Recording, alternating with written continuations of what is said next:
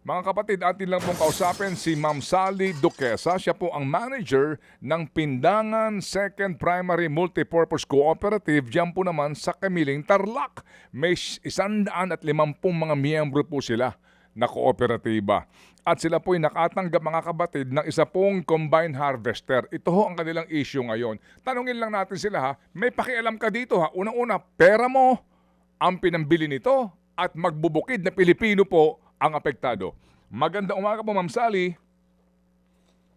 Yes, sir. Good morning. Opo, si Ted Filon po at si Maricel Halili. Tanungin ko lang po kayo, Ma'am, kailan niyo po natanggap itong combine harvester na ito? Natanggap po namin noong January 16, 2025 po. January 16, 2025. Ma'am, ito pong inyong Yes. ito pong inyong kooperatiba ay mga magsasaka po ng palay. Ano po? Palay, mais, at saka sibuyas, sir. Maraming mga commodity. All right. At ito pong combine harvester na ito ay para po sa palay. Yes, sir. Opo. Just a little background. Sino po ang nagbigay nito sa inyo? Sino mismo ang nag-abot sa inyo, nagpa-receive sa inyo? Sa yung mga tauhan po ng PhilMec. Opo. Ng PhilMec. Yes, sir. PhilMec National. Yes, sir. Opo, opo. Kasi nag-request po kami kasi kailangan po namin ng harvester talaga. Wala na kaming magagamit. Kaya nag-request po kami. At ngayon, isa naman, nabiyayaan naman po kami sa tinagal-tagal na panahon na naghintay din po kami. Kaya kami nabiyayaan ng ganitong klaseng Equipment. harvest. Opo, opo. Alam po namin yan kasi po sa akin di po pag-iikot. Ano po, marami po tayo napuntahan na po ng mga lugar nga na may mga kooperatiba. Ito po ang kanilang dream, di ba? Sa halip Yes, sa yes. halip nagagamit ka ng rice thresher, di po ba? Ano po? Oo. Opo. Opo, meron ka ng kung tawagin ay halimaw, di po ba? Yes, sir. Okay. Yan, okay. Pero sa akin po harvester dito. Opo, ito nga po, combine harvester, di po ba? Ano po? Okay. Ngayon, Yes, sir. opo. Ngayon, ma'am, ano po ang problema ninyo dito? Una, ano ang brand na ibinigay sa inyo ng PhilMec? Ang brand na po binigay nila is Brown. From China po yata yung manufacturer. Crown made in Crown made in China. Yes, sir. Okay. Tapos nung na-receive na po namin, nagtrabaho na. Kasi kailangan na po namin at saka mayroon nang mag-harvest na farmer namin. Kaya ginamit na po namin. At yun nga, maraming problema. Kaya unti-unti namin inaayos na parang kami na mismo yung nag-aayos. At saka super ibang-iba po talaga kaysa yung mga ibang brand. Okay. Sige, ma'am, ganito po para mas maintindihan natin. Nung tinanggap niyo po noong January 16, 2025, agad niyo itong ginamit. I'm sure meron kayong logbook niyan kasi na-receive niyo po. Yan ho ba ay talagang libreng ibinigay sa inyo o ang kooperatiba po ay may babayaran? Libre po. Grant po ito. Okay, grant. Sige. So ma'am, sa inyo pong logbook, kasi definitely, di ba, ganyan yan eh, you are required na magkaroon kayo ng logbook, di ba, sa maintenance yan, etc. Ano ang mga unang problema hanggang sa ngayon na ito'y nakatenga na lamang po at di na magamit, ma'am? Go ahead. Ang unang problema po noon is marumi yung outcome ng palay. Tapos ni-report po namin sa PhilMec, yun, inayos naman nila. And then, mas tagal-tagal kasi marami din pong nakagamit hanggang sa buwan naman po ng March. Nagamit po namin ito kasi may logbook nga kami, may record kami. Ay, hindi pala.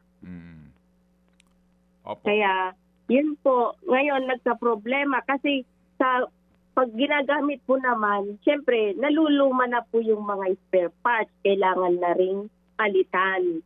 And then, yung langis, kailangan din pong palitan. Kaya, ang problema ko po, ang hirap tawagin yung supplier. Kasi, di man po kami makabili dito ng mga spare parts kung hindi po doon mismo sa kanila.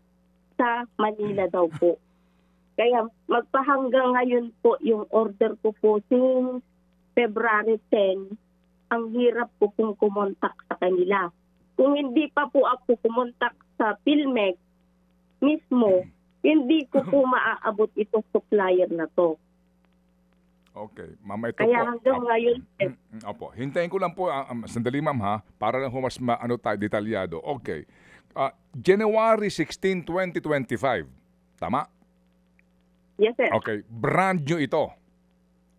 Opo. Okay, ngayon po ay Pebrero pa lang 2026. Yes sir. So isang taon pa lang ito, tama? Opo. Okay, sige. Isang taon, definitely maraming gumagamit kasi kooperatiba ito ha. Alright. Yes, sir. Opo, and definitely, meron niyang maintenance. May langis yan kasi makina yan, etc. Opo. Alright. Sige, Magyan.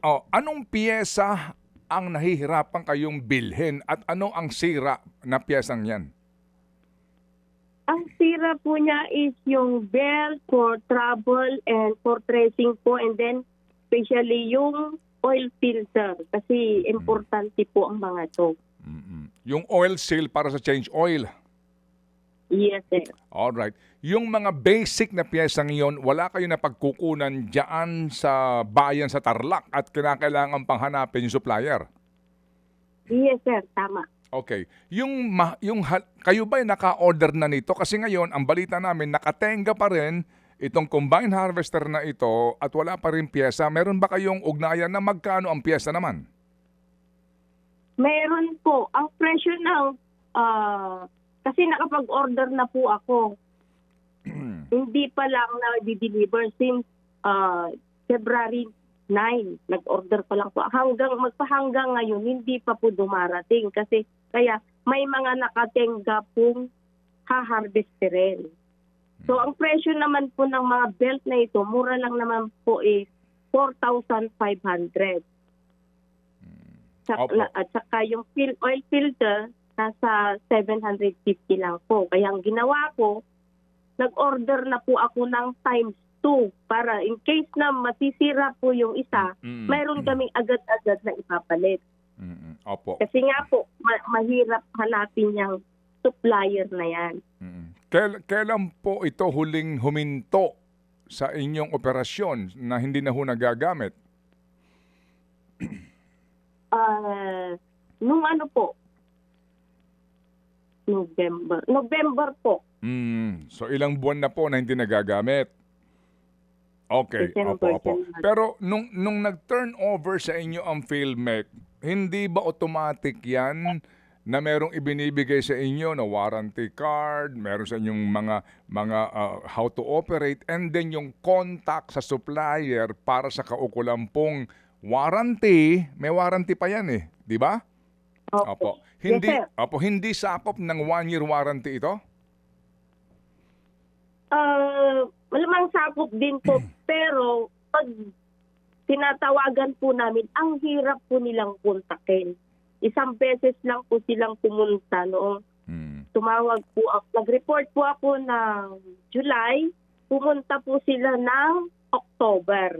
Wow. And then, tinatawagan po na naman po sila ngayon na kailangan namin i-change oil ito, saka mag-order ng mga gamit. Ang hirap pong hanapin. Okay, sige po. So, July kang kasi nasira at may warranty, kinakailangan po ng repair, ang tagal po na ang hirap makontak at ang tagal responde. Ano ang pangalan ng tindahan o supplier nito?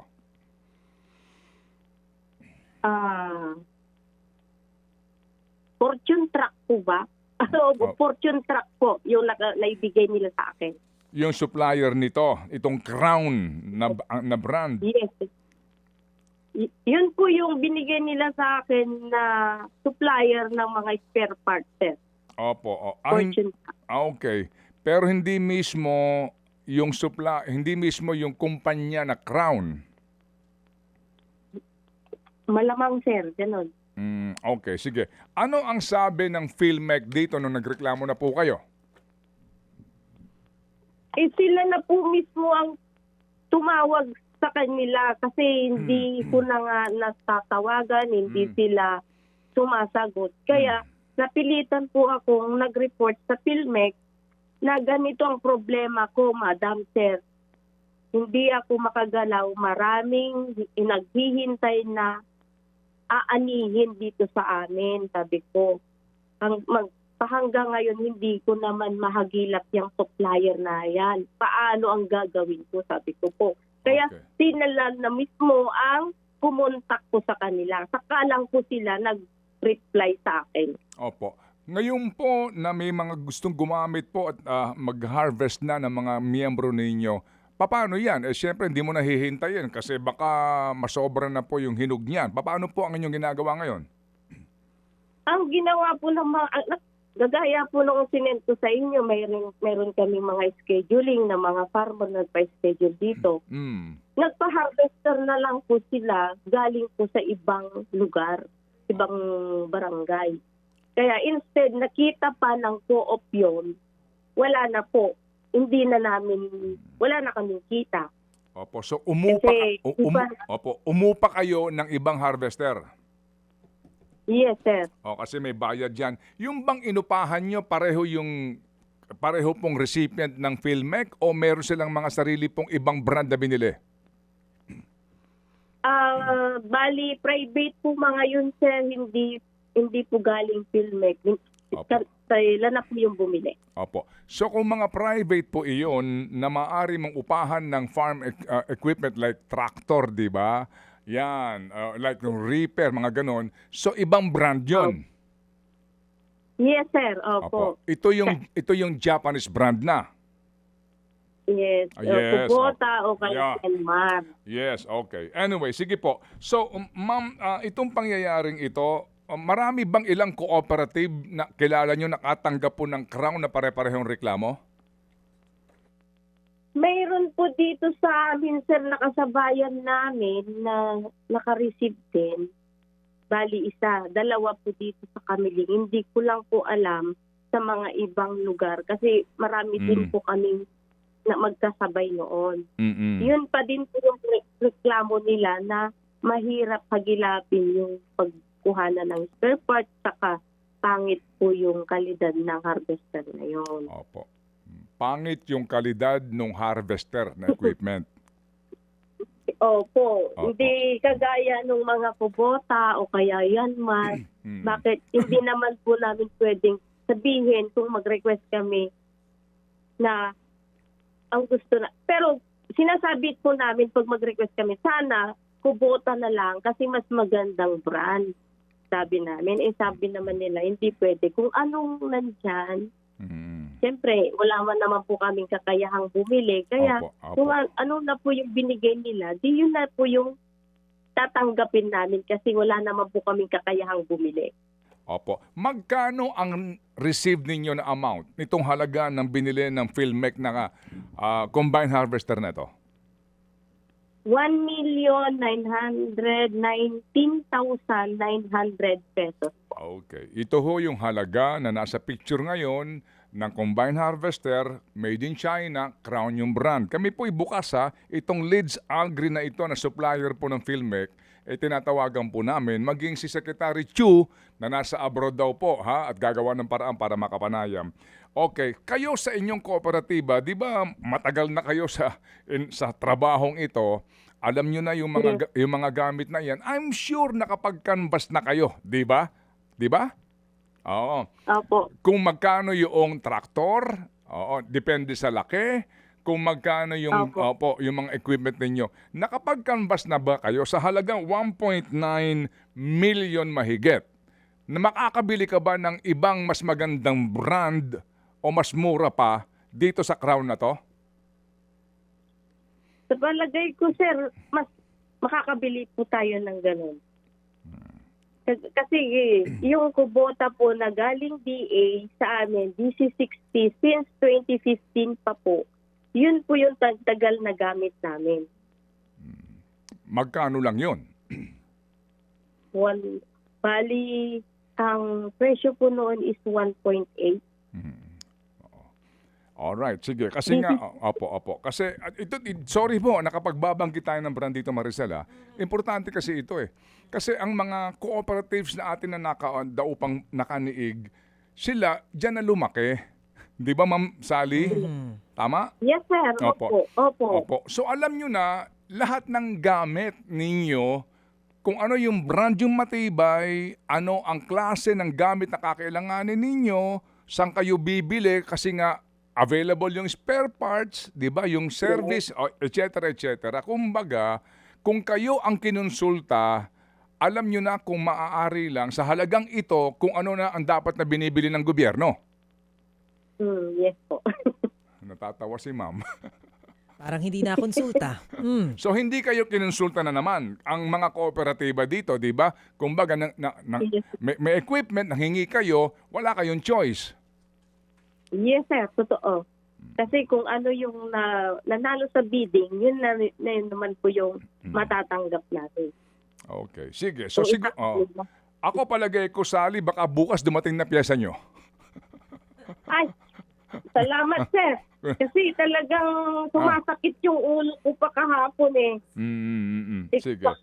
Sige. Sally, Sally, baka may panawagan ka sa mga congressman, sa mga senador, no?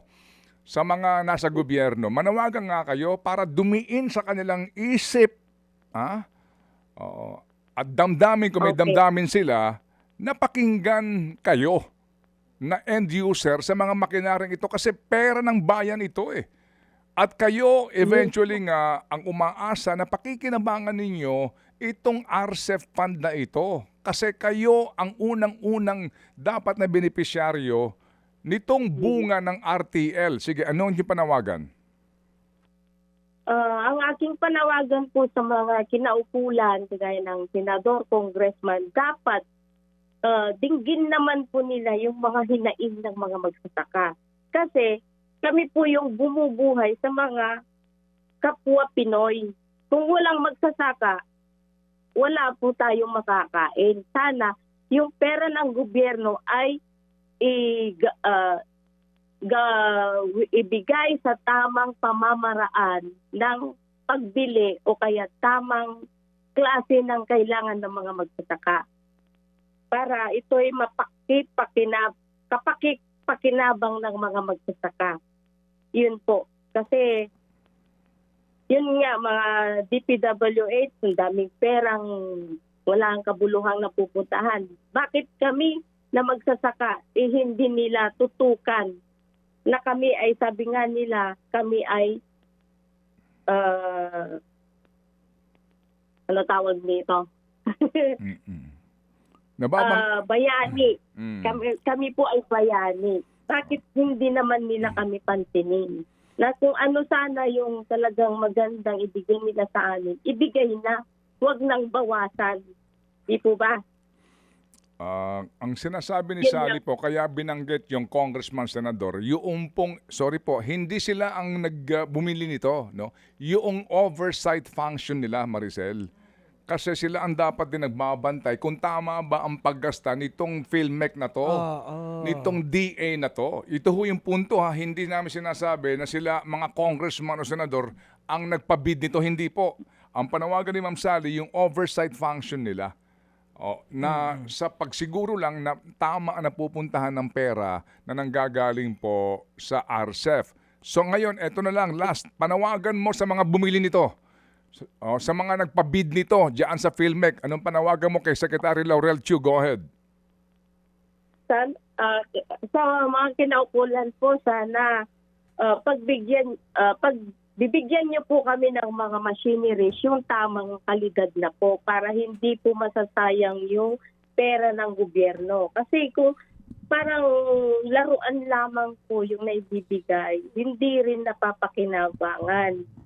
Madali lang pumasira. At saka laki din po naming problema na end user kasi hindi na naman po kami kumikita, kundi palagi kaming nagpaparepair, ang mahal naman po ng gastos. Yun po yung magiging panawagan po sa kanila. Dapat yung magandang kalidad na po yung bibilhin nila. Mas mahal po sana, pero nasa tamang kalidad. Amen. Salamat na marami. Kasi alam mo Maricel, ang sistema dyan nila Ma'am Sally, tama, Sally, yung makinaryang yan, pag ginamit ng farmer, may ibabayad sa cooperative, di ba? Yes. Yung perang yon, Yes. oo, magiging pondo na para sa maintenance. Ganun yan eh. Di ba, Sally?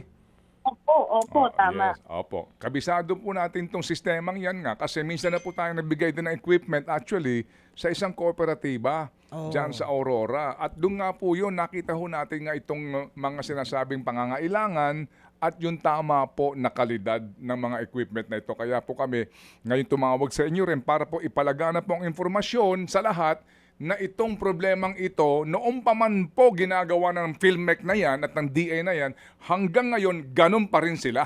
Wala silang pagbabago. Yan po ang sa atin dito. Sige, Ma'am Sally, salamat na marami ha. May dagdag po akong sir. Sige, Pwede? go ahead. Go ahead. Saka sana sir, hindi lang basta-basta kooperatiba. Tignan naman nila yung kung talagang totoong kooperatiba na napapakinabangan yung mga miyembro nila. Kasi may mga kooperatiba naman na pangalan lang ay kooperatiba na iisa lang yung nakakagamit.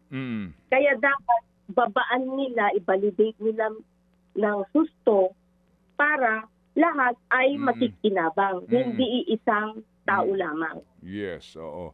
Yan, ito ho kasing si Sally, salamat na marami ha. Ito na ba yung Tarlac na na Ilocano? Yes sir, Ilocano. Okay, kaya litaw na litaw yung sir ni Sally. Sir. Oo, sige. So, Ah. Sally, thank you ha, thank you. Ha? Thank you rin po. Okay, salamat. Mabuhay kayo dyan sa inyong kooperatiba. Thank you. Mga kapatid, brothers and sisters, saan ka pa? Dito na tayo sa totoo. Dito na tayo sa True FM. Mga kapatid, mag-subscribe and follow po kayo sa social media accounts ng True Network PH. Yan po kami, hanapin nyo lang True Network PH, Facebook, Instagram, YouTube, TikTok, and podcast. Mapa Apple or Spotify man yan, mahahanap nyo kami. Lahat ng mga napapanood at napapakinggan nyo po sa programa, nasa social media accounts namin yan. So paano mga kapatid? See you sa social media!